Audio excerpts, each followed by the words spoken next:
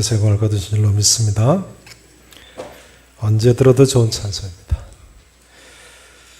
얼마 전에 케이블 TV에 보니까요, 저는 케이블 TV에 CTS나 CBS 같은 기독교 방송, 또 천주교 TV 아니면 불교 TV나 있는 줄 알았더니 이제는 이단인 증산도 TV도 생겼더라고요.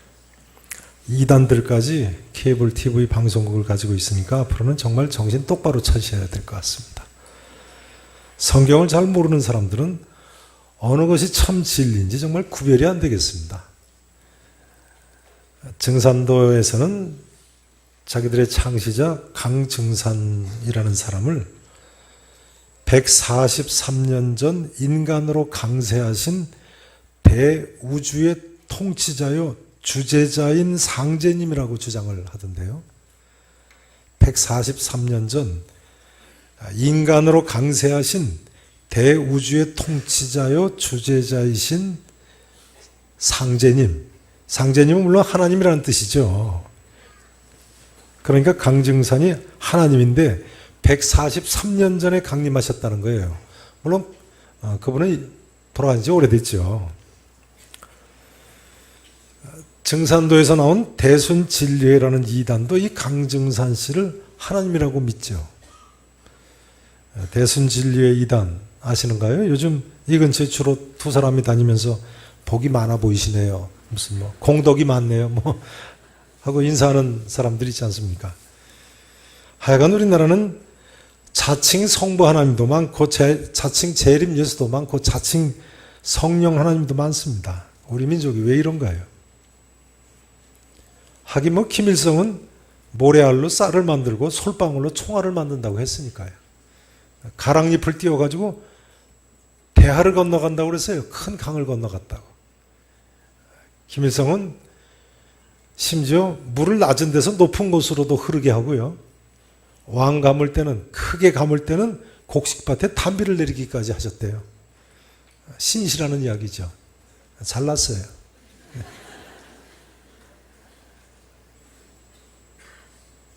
그러니까 손자가 자기 권위에 도전한다고 사위를 쏴 죽이는 거죠. 자기 죽은 후에 그런 일이 일어날지 어떻게 알았겠어요? 딸이 손자 때문에 과부되지 않았습니까?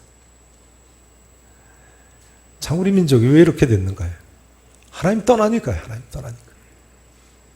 증산도나 대순진리회는 그 창설자 강증산이 비는 또 용이 내린다고 주장을 했어요. 그래서 오늘날까지도 그 사람들은 비 내리는 게 용 때문에 내린다고 믿습니다. 그 비 안 오면 누구한테 제사하겠어요? 아직도 용왕한테 비는 거예요. 하나님의 교회라고 명칭을 바꾼 안상홍 하나님 이단은요, 안상홍이 또 이번에는 하나님이라고 주장해요. 이 사람들은 12월 25일을 성탄절로 지키기는 한데요. 그 12월 25일을 왜 지키냐면 안상홍의 생일날이라는 거예요. 자기들의 하나님 안상홍이 12월 25일 날 생일이라고 성탄절이라고 불러요. 그러다 또 안상홍이 죽으니까 이번엔 또 안상홍의 첩이라고 알려져 있는 장길자라는 여자가 성령님이라고 또 나타났죠. 그래가지고 장길자가 보혜사 성령님이라고 어머니 하나님을 또 모셔야 된다고 그러잖아요. 속 들여다 보이는 소리는 왜 합니까? 안상홍 씨 살아있을 때는 어머니 하나님이라는 이야기 꺼내지도 않더니 말이죠. 근데 그렇게 믿는 사람들이 우리나라에 수만 명이니 어떻게 합니까? 수만 명이에요. 다른 나라에도 이렇게 성부 하나님이라는 사람, 재림 예수라는 사람, 성령 하나님이라는 사람이 많은지 모르겠습니다. 그러나 2000년 전에 이 땅에 오신 예수님 이외에는요, 그 어떤 인간도 하나님이라고 주장하는 사람들은 다 이단입니다. 다 이단이에요. 왜 그렇습니까? 오늘은 성탄절, 예수님의 탄생 기념일이죠. 예수님의 탄생 기념일을 앞두고 왜 예수님만이 구세주이신가를 한번 더 생각을 해보려고 합니다. 오늘 보면 예수님 탄생 기록에 의하면요, 예수님이 구세주이신 첫 번째 이유는 베들레헴에서 탄생하셨기 때문에 그렇습니다. 따라서 하실까요? 베들레헴에서 나셨기 때문에. 예수님 어디서 탄생하셨다고요? 베들레헴에서요.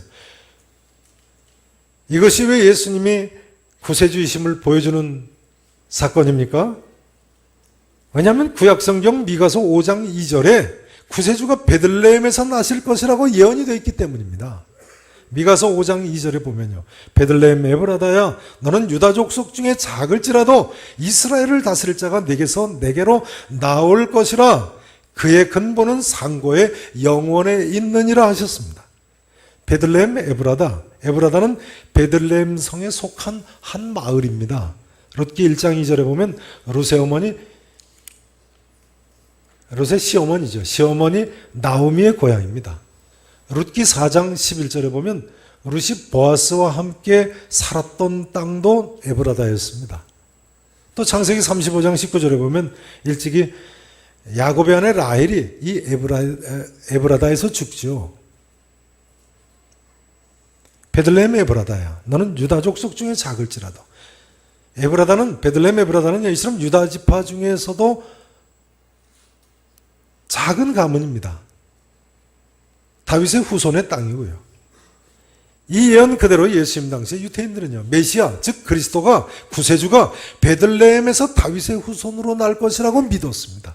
그런데 예수님께서 구약성경 이 예언대로 유다 지파 다윗의 후손으로 베들레헴에서 나신 것입니다. 오늘날 자기가 이 땅에 강림한 하나님이라고 주장하는 사람들, 베들레헴에서 난 사람이 있습니까? 베들레헴에서 난 사람이 있어요?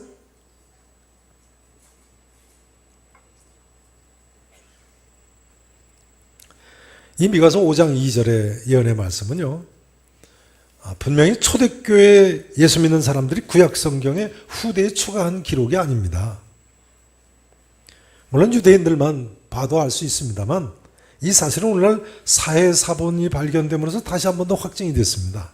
구약성경 사해사본 들어보신 적이 있으신가요? 주보 4면 한번 보시죠. 주보 4페이지에 보시면요, 사해사본, 오늘날 이스라엘 사해바다 근처의 동굴들에서 구약성경 사본이 발견됐는데요, 1947년부터 발견이 되기 시작해서 몇 년까지요? 1956년까지 10년 동안 11개의 동굴에서 구약성경 사본이 발견됐어요. 그런데 이 구약성경 사본들은요, 기록 연대가 지금으로부터 거의 2200년 전에 쓰여진 성경 사본들입니다. 기원전 BC 100년에서부터 200년 사이에 기록된 양피지 사본들입니다. 이 사회사본 중에 에스더서를, 구약성경 에스더서를 제외한 구약성경 전권이 발견이 됐어요. 그런데요, 1952년에 발견된 네 번째 동굴, 제4호 동굴에서 바로 이 미가서 5장의 말씀이 발견이 됐어요. 이것이 무엇을 이야기해 줍니까?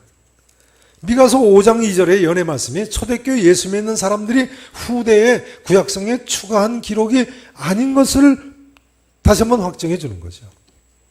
예수님께서 베들레헴에 나시기 전 이미 100년에서 200년 전에 기록된 양피지 성경 사본이 오늘날 발견이 되었으니까요. 사실은 사회사본은 알 필요도 없죠. 당시 메시아가 베들레헴에서 태어날 것이라는 사실은 유대인들이 다 아는 사실이니까요. 오히려 누가복음의 저자 누가는요, 예수님께서 이 미가서 5장 2절 예언대로 베들레헴에서 나게 되신 배경을 오늘 본문에서 이렇게 설명하고 있습니다. 자, 본문 2장 1절부터 보시죠.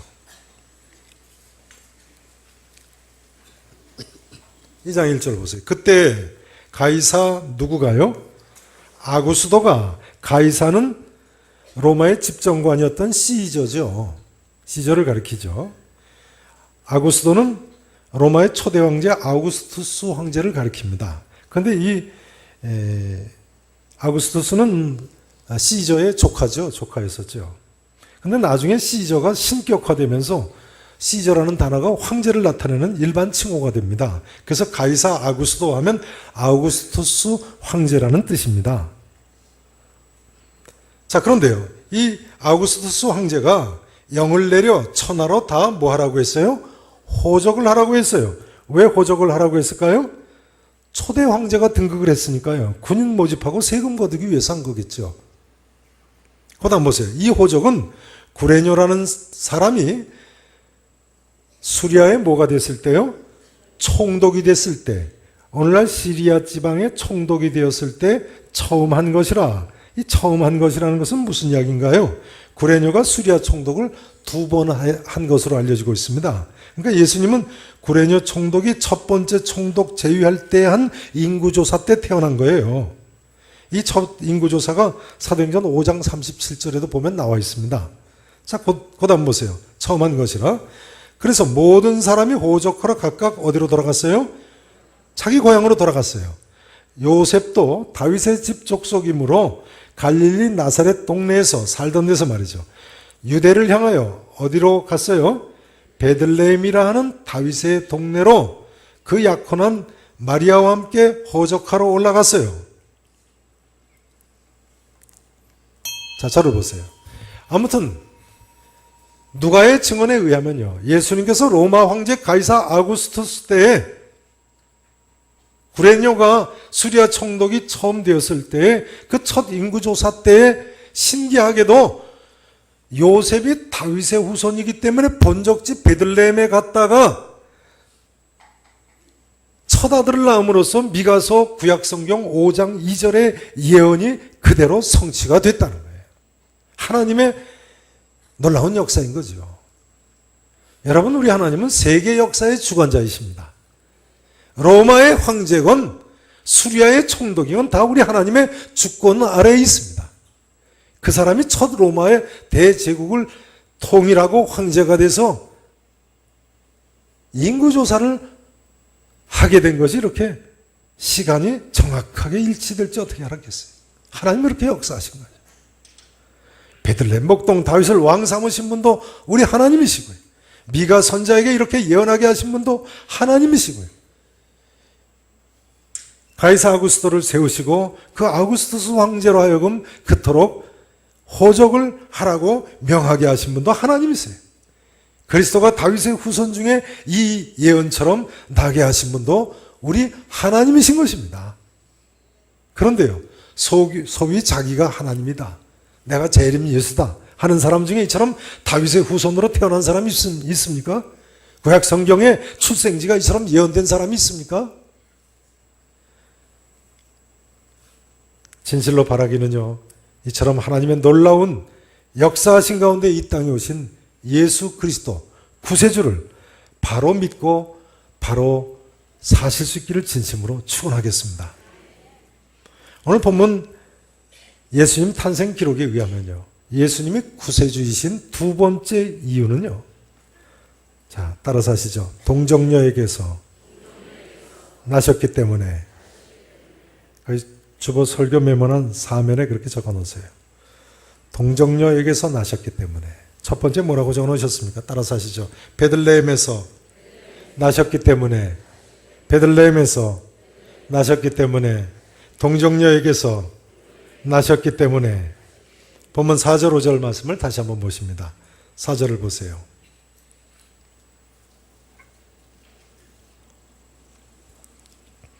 요셉도 다윗의 집 족속이므로 갈릴리 나사렛 동네에서 유대를 향하여 베들레헴이라 하는 다윗의 동네로. 자, 그 다음 5절 말씀 함께 읽으십니다. 그 약혼한 마리아와 함께 호적하러 올라가니 마리아가 이미 잉태하였더라. 아멘. 다시 한번 보세요. 5절을 보세요. 4절을 보세요. 요셉도 다윗의 집 족속이므로 갈릴리 나사렛 동네에서 유대를 향하여 베들레헴이라는 다윗 동네로 그 약혼한 마리아와 함께 호적하러 올라갔다고 되어 있어요. 한번 여쭤보겠습니다. 요셉이 약혼한 마리아와 올라갔습니까? 결혼한 마리아와 올라갔습니까? 약혼한 마리아와 올라갔다는 거예요. 그 다음 보세요. 그런데 올라가니 마리아가, 그 다음 단어가 뭐예요? 그 다음 단어가 뭐예요? 이미 잉태하였더라. 이것은 바로 마리아가 성령으로 잉태해서 동정녀 탄생을 했음을 보여주고 있는 기록인 것입니다. 왜 그렇습니까? 왜냐하면요, 이 말씀의 배경이 바로 앞장 누가복음 1장 31절 이하에 나와 있기 때문에 그렇습니다. 자, 누가복음 1장 31절부터 보세요. 30절부터 보시겠습니다.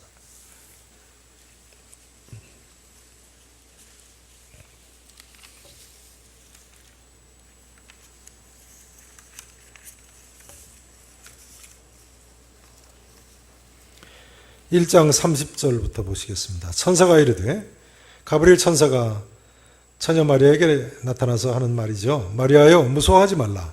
내가 하나님께 은혜를 입었느니라. 보라, 내가 뭐 할 거라고요? 잉태하여 아들을 낳으리니 그 이름을 누구라고 하라고요? 예수라 하라. 그가 큰 자가 되고 지극히 높으신 이에 누구라고 일컬어질 것이라고요? 하나님의 아들이라고 일컬어질 것이라는 거예요. 주 하나님께서 그 조상 다윗의 왕위를 그에게 주시리니 영원히 야곱의 집을 왕으로 다스릴 것이며 그 나라가 무궁하리라. 하나님의 나라가 무궁할 것을 말씀하고 계세요. 그 다음 보세요. 마리아가 천사에게 말하되, 나는 남자를 알지 못하니 어찌 일이 있으리까? 천사가 대답하여 이르되, 그 다음 단어가 뭡니까?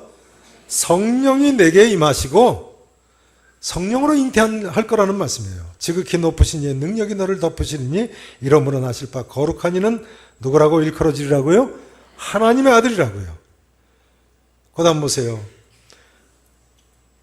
37절을 보십니다. 대저 하나님의 모든 말씀은 능하지 못하시며 없느니라. 천사가 이렇게 이야기했어요. 자, 그 다음 마리아가 뭐라고 합니까? 38절 말씀 함께 읽으십니다. 마리아가 이르되, 주의 여종이오니 말씀대로 내게 이루어지이다 하매 천사가 가니라. 누가에 의하면요, 이런 과정을 통해서 예수님이 동정녀 마리아에게 성령으로 잉태함으로 놀랍게도 구약성경 이사야서 7장 14절에 그 예언의 말씀대로 처녀가 잉태하여 아들을 낳을 것이요 그 이름을 임마누엘, 하나님이 우리와 함께 하심이라 하신 그 예언이 성취되리라고 했는데 성취됐다는 거예요. 예수님은 왜 구세주이세요? 이처럼 성령으로 잉태해서 동정녀에게서 나셨기 때문에 그렇습니다. 근데요, 놀랍게도 사회사본 중에 또 이사야서 4본도 발견이 됐어요. 발견되는 정도가 아니라 이사야서는요, 1947년 첫 번째 발견될 때 제1호 동굴에서 이사야서 66권 전체가 발견됐어요. 66장 전체가 발견됐어요. 소위 그레이트 아이사야 스크롤, 위대한 이사야서 4본이라고 불리는 길이가 7m가 넘는 긴 양피지에 두루마리로 쓴 이사야서 전체가 발견이 됐어요. 물론 이 이사야서 두루마리에는 이사야서 7장 14절 처녀가 잉태하여 아들을 낳을 것이요 그 이름을 임마누엘이라 하리라는 말씀도 기록이 되어 있습니다. 이 이사야서 4본은 주보 설교 메모란 한번 보세요. 거기 보시듯이 주전 몇 년에서 몇 년 사이에 기록된 사본입니까? 주전 몇 년에서요? 100년에서 150년경에 기록된 사본이에요. 뭐 주전 200년까지도 거슬러 올라갈 수 있습니다. 이 이사야서 사본 내용에 이사야서 7장 14절 말씀이 기록되어 있다니까요. 별로 안 놀라시는 것 같은데요. 이건 대단한 사건이죠. 그러니 이 예언의 성취를 우리가 믿을 수밖에요. 처녀에게서 잉태돼서 아들을 낳을 것이고 그 이름이 임마누엘이라 하리라. 이런 예언이 예수님이 이 땅에 나시기 무려 100년, 200년 전에 기록이 되어 있는데요. 이것을 기독교인들이 후에 구약 성경에다 갖다 첨부할 수가 없는 그런 내용인 거죠. 아무튼 성도 여러분, 우리 모두는 예수님이 성령으로 잉태해서 동정녀 마리아에게 나셨다고 믿으셔야 됩니다. 영국의 콤네스라는 여론조사 기관이 조사한 바에 의하면요, 영국 사람들 중에 동정녀 탄생을 믿는 사람이 34%라고 합니다. 그러니까 10명 중에 3명 정도가 믿는 거죠. 미국의 해리스 여론조사 기관의 조사에 의하면요, 미국 사람 중에는 동정녀 탄생을 믿는 사람이 61%나 된다고 합니다. 그러니까 10명 중에 6명이 동정녀 탄생을 믿는다는 거예요. 그러니까 미국 사람들이 영국 사람들보다 믿음이 더 좋은 것 같습니다. 우리나라는 어떨까요? 우리나라는 어떨까요? 글쎄요. 신국여도 다 합쳐도 미국처럼 61%는 고사하고 영국처럼 34%도 안 되겠죠. 우리나라는 기독교인 전체 수가 30% 안팎이니까요. 그러나 성도 여러분, 성경은 분명히 이처럼 예수 그리스도가 동정녀 마리아를 통해서 나셨다고 아무도 부인할 수 없는 증거로 증거하고 있는 것입니다. 우리 모두는 동정녀 탄생의 사실을 믿어야만 합니다. 예수님이 동정녀 마리아에게서 나셨다는 사실을 믿지 않는 사람이 어떻게 예수님께서 죽은 자 가운데서 3일 만에 부활하셨다고 믿을 수 있겠어요? 그러니 예수님이 동정녀 마리아에게서 나셨다는 사실을 믿지 않는 사람이 어떻게 예수님께서 십자가에서 내 죄를 다 짊어지시고 돌아가셔서 내가 이제 죄 사함 받았다고 그래서 나는 저 천국에 갈 수 있게 되었다고 믿을 수 있겠습니까? 아니 어떻게 성경에 나온 그 많은 기적들을 믿고 성경 내용을 믿겠습니까? 예수님 어머니 마리아는요, 사도행전 1장 14절에 보면 주 30년경 오순절 성령 강림 사건 때까지 생존해 계셨습니다. 오순절 성령 강림 사건 때 마가의 다락방에 계셨어요. 초대교회 역사에 의하면요, 마리아는 아예 예수님께서 십자가에서 당부하신 대로 사도 요한이 마리아의 평생을 모시고 다녔다는 거예요. 그러니 만일 마리아가 예수님을 동정녀 잉태하지 않았다면 기독교회는 초기부터 거짓말 시비에 휘말려서 절대로 붕괴될 수 없었을 것입니다. 이미 초대교회 당시부터 예수님은 동정녀 탄생했다고 받아들여진 것이 분명합니다. 그렇습니다. 예수님께서는요, 이사야 선자가 예언한 대로 마태나 누가가 증언하고 있는 대로, 아니 그 어머니 마리아가 증언하고 있는 대로 분명히 성령으로 잉태하여 동정녀 탄생하셨고 우리에게 소망을 주실 수 있는 구세주이신 것입니다. 바라기는 이 자리에 계신 모든 분들이요, 우리가 매주일 신앙 고백하는 대로요, 예수님은 성령으로 잉태하사 동정녀 마리아에게 나셨다고 믿으실 수 있기를 진심으로 축원합니다. 예수님이 구세주이신 세 번째 이유는요, 베들레헴의 목자들을 볼 때 분명합니다. 따라서 하시죠. 베들레헴의 목자들 때문에. 본문 8절 이하의 말씀을 보세요. 예수님께서 태어나실 때 베들레헴 지역에 양떼를 지키던 목자들에게 밤에 천사가 나타났다는 것입니다. 목자들이 두루 비치는 빛이 있어가지고 두려워하는데 천사가 나타나서 이렇게 말했다는 거예요. 무서워하지 말라. 보라, 내가 온 백성에게 미칠 큰 기쁨의 좋은 소식을 너에게 전하노라. 오늘 다윗의 동네에 너희를 위하여 구주가 나셨으니 곧 그리스도 주시니라. 너희가 가서 강보에 쌓여 구유에 누워있는 아기를 보리니 이것이 너에게 표적이니라 했다는 거예요. 그런데 목자들이 베들레헴에 달려 들어가서 보니까 천사들이 말한 그대로 아기 예수가 구유에 누워 있었다는 거예요. 아기를 낳아가지고 손 한 말에 구유, 여물통이죠. 여물통에 누워놓는 부모가 어디 있겠습니까? 그러니 그 자체가 표적이 될 수 있는 거죠. 그러니 이 아기 예수는 천사들의 증언대로 온 세상에 구세주이신 것이 분명합니다. 믿으십니까? 이제 문제는 이 목자들의 증거를 어떻게 믿느냐 하는 점이겠습니다. 그러나 유대는 두세 증인만 있으면요, 사실로 받아들이게 되어 있습니다. 한 증인이라면 몰라도 두세 증인이 왜 거짓말을 하겠습니까? 게다가 밤에 밖에서 자기 양떼를 지키고 있던 목자들이 왜 느닷없이 성 안으로 달려들어와서 자기들이 천사를 봤다고 합니다. 뿐만 아니라 역사상 구유에 누인 아기가 몇 아기나 되겠습니까? 그런 이러한 증거들을 볼 때 우리가 믿을 수밖에요. 만일 목자들이 만난 아기가 방한 요람에 누워 있다면 그건 무슨 표적이 되겠습니까? 그러나 구유에 누워 있는 아기를 보리라 하셨는데 정말로 구유에 누워 있었다는 거예요. 그런 이야기가 하나님이 보내신 그리스도 구세주라고 믿을 수밖에요. 이제 예수님 탄생 기록에 의하면 예수님이 구세주이신 증거가 한 가지 더 있습니다. 이 네 번째 내용은 내일 모레 성탄절날 하시겠습니다. 네. 성탄절 1, 2, 3부 예배 꼭 나오세요. 네. 이제 말씀 증거를 오늘은 마치겠습니다. 성도 여러분, 세상이 뭐라고 해도 예수님은 그리스도 구세주이십니다. 우리가 이렇게 믿을 수밖에 없고 믿으셔야 됩니다. 이단의 모든 교주들은 성경 어디에도 이런 예언과 예언의 성취가 없습니다. 근거가 있다고 주장해도 그것은 성경을 자기 마음대로 억지로 푼 것이고 왜곡한 것입니다. 예수 그리스도에 관한 예언은요, 사실은 이 정도가 아닙니다.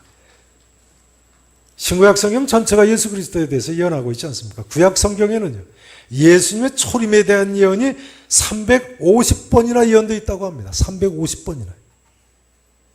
사랑하시는 성도 여러분, 이 성탄주일 아침에 세상 누가 뭐라고 하든 간에 믿음 없는 자가 되지 마시고 믿는 자가 되시기를 축원합니다. 이렇게 확실한 사실, 팩트에 근거한 믿음을 굳게 붙잡고 결코 흔들리지 마세요. 그래서 이 자리에 계신 모든 분들이 한 분도 빠짐없이 이 큰 기쁨의 좋은 소식을 믿으심으로 하나님께는 영광이요, 하나님이 기뻐하신 사람들 중에 허락하신 참 평화와 평강을 누리실 수 있기를 우리 구주 예수 그리스도 이름으로 간절히 축원하겠습니다. 기도하시겠습니다. 전능하시고 분명히 살아계신 우리 아버지 하나님, 우리에게 이처럼 구원의 기쁜 소식을 허락하심을 감사합니다. 아무리 생각해도 믿을 수밖에 없는 예수 그리스도의 주되심과 구세주 되심을 믿고 고백하는 이들이 이 시간도 주님 앞에 나와서 무릎을 꿇었습니다. 하나님, 우리의 경배를 받으시고 우리의 이 감사를 기뻐 흠양하시옵소서. 성탄을 기다리며 주님 앞에 소망 가운데 나온 사랑하는 성도들, 주께서 외면하지 아니하시고 하나님, 이 큰 기쁨의 좋은 소식을 있는 그대로 믿게 하시고 있는 그대로 누리게 하시고 있는 그대로 증언할 수 있는 죄 종들이 되게 해주실 줄로 믿습니다. 살아계신 예수님 이름으로 기도합나이다. 아멘.